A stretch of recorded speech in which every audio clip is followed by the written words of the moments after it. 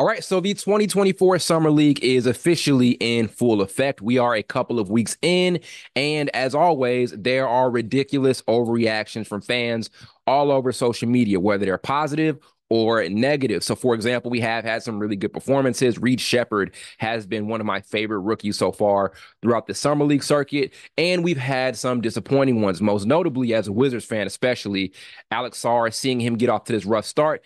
It is tough to watch. But those overreactions are ridiculous. I've always thought that, right? I've never thought that it was appropriate to ever like overreact or create this large narrative about a player so early on in their career, especially Summer League, where the stats don't count towards anything. Summer League is about development, right? It's about bridging that gap to whatever level those players are playing at before the draft.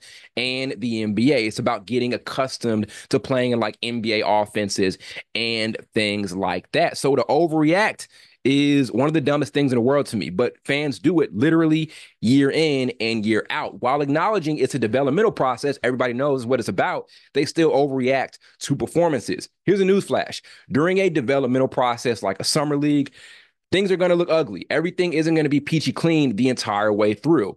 You can't say it's a developmental process while not understanding the fact that things are going to be ugly and that things aren't going to be as clean as you want them to be. Players are going to end up having rough patches, having rough moments.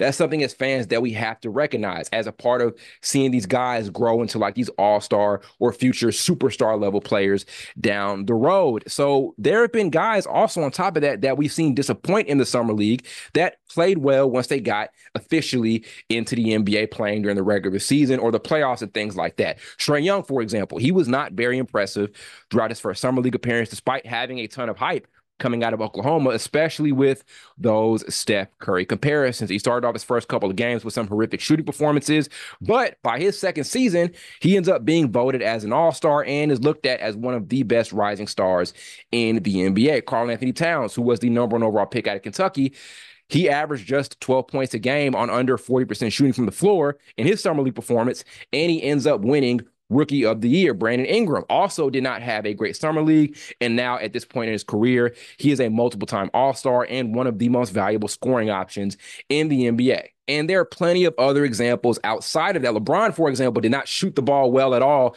during his summer league days. So at this point, given those examples, we should know that it isn't fair to overreact to summer league performances. The best way to analyze summer league performances is to simply look at the flashes and the strengths that some guys show rather than getting caught up in the stats or missed shots and things about that. Summer League is about seeing and developing or recognizing the upside in some players. It's not about guys putting on these dominant performances so early on. Again, like I said at the beginning, we know it's a developmental process. So in knowing that, accept that there are going to be some rough patches along the way, right? Some guys may end up being dominant in the Summer League. Some guys don't. We understand that different players grow at different rates. That doesn't mean it's fair to create like these large overarching narratives about these players so early during the summer. I don't even think it's fair to overreact to a player after their first season, right? There are plenty of guys who developed into something great over the years, even if they're lottery picks that didn't play well in their rookie year. That's why GMs want younger players, right? GMs are going to target like 18-year-old players out of the draft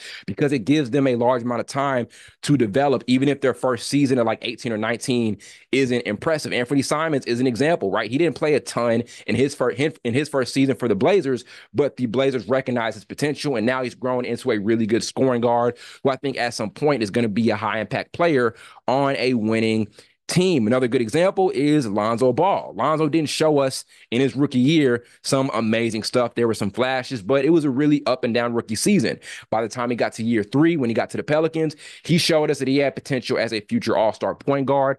And when he got over to the Bulls, people kind of saw the defensive play, the passing, along with the improved shooting, and people recognized that he was on his way to being that elite point guard that he was drafted to LA to be. But obviously injuries hit him. But we know that for Lonzo, he didn't have an amazing first year and really an amazing second year, but he did end up turning into a player that a lot of people were excited about before his injury. So like I said, it is not fair to even judge guys after their first season because we've seen players disappoint in their first season and end up being something great. Darius Garland, another good example. He was not looked at as a highly touted player in his rookie season. As a matter of fact, a lot of people were calling him like the worst point guard and one of the worst starters in the NBA in his first year, which I always thought was ridiculous. And now look at him, and he is one of the most elite point guards in the Eastern Conference. So as fans, at what point are we going to mature past like these usual habits that are ruining basketball discourse? Summer League overreactions are played out. The very fact that we call them overreactions on social media suggests this. And what we have to understand is that there is a developing sports media landscape with an increase in content creators. Now the game is being talked about in a more advanced way outside of like the usual narratives we get from some of the bigger platforms. JJ Redick's podcast is a really good example of presenting a more in-depth perspective of the game. Thinking Basketball, another really good platform committed to like truly dissecting the game. Jason Timpf on the Volume as well. Question is, while that media landscape has advanced in the world of basketball, have fans evolved as well? Has their discourse changed and advanced as time has gone on? I don't think so. And so with that developing sports media landscape, as fans, like I just said, it's time for us to move past like these ridiculous narratives and these ridiculous ways that we consume the game. And a lot of that starts with how we look at young players and their development. It's not just a thing with the NBA, but it's also a thing with the NFL. Right? Where guys are going to overreact so much to like those year one performances and ready to write a guy off after that first season or that rookie season. Right. And I know with like a quarterback or something, it's a little bit different because I do believe that is the most difficult position to play in all of sports and one of the most important positions, if not the most important position in all of sports. But still, it's not fair to like write a guy off so early in their career. So if it's bad to do that, even with the guy's rookie season, then it's definitely bad to do that with a guy's summer league performance. So like I said, let these guys develop, let these guys grow, and let this developmental process be just that, and let it be a developmental process. Coaches don't stress about it. Players don't stress about it because they understand that things are going to be ugly. I'm not thinking that anybody right now in the Wizards front office is super stressful about Alex Sarr.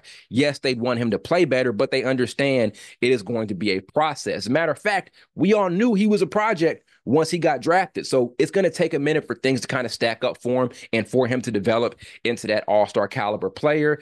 Overreacting in the summer league is ridiculous. It's a bad idea. The Bronny James stuff, overreacting to him is ridiculous and a bad idea. He's going to be spending a lot of time in the G League. So even the Lakers front office knew it is going to be a developmental process with him and trying to build him up. And so many other players, Rob Dillingham for the Timberwolves has been solid, but has a couple of stinkers as well. They know it's going to be a developmental process. So if they understand it, then we do also as fans, or we have to understand it as well as fans. And from there, we need to change the way that we discuss and talk about the game in reaction to that, and also with understanding that reality. So hopefully these guys end up continuing to grow their game so far throughout the summer league. And like I said, we've had some impressive stuff and also some disappointing stuff, but it's not fair to rush to these conclusions so early on in their careers.